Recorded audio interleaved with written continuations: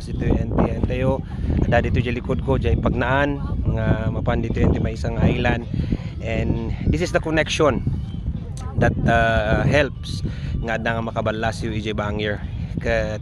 It reminds me always nga we have a perfect connection with our Father, iti Diyos Ama nga ada nga isuti nangyarami diti amin nya, have that connection with God.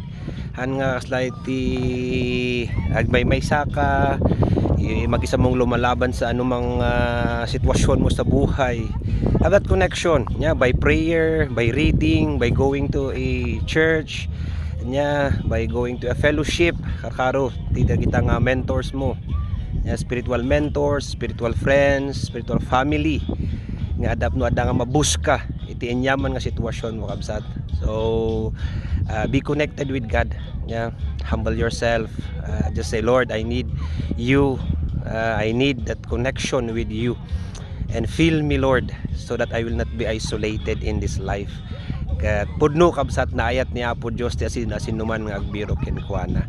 So no daytoy nga pagnaan kabsat nya maglang ta daytoy nagpakita ta low tide ngam no high tide maawan daytoy nga pagnaan, but it's good kakabsat that we have a connection with our Father nya. The Holy Spirit ada nga umayken ka surwan na ka no ada nga akseptarom ni Jesucristo nga kas Dios ken manubot mo, ipakawan tayo dagiti nagbasbasulan tayo ken kuana ada nga pakumbaba tayo mati tayo nga hantayo nga kaya no awan ni Apo Dios tibiyag tayo.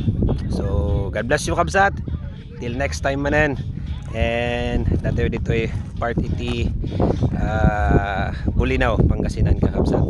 So God bless you and Jesus cares for you.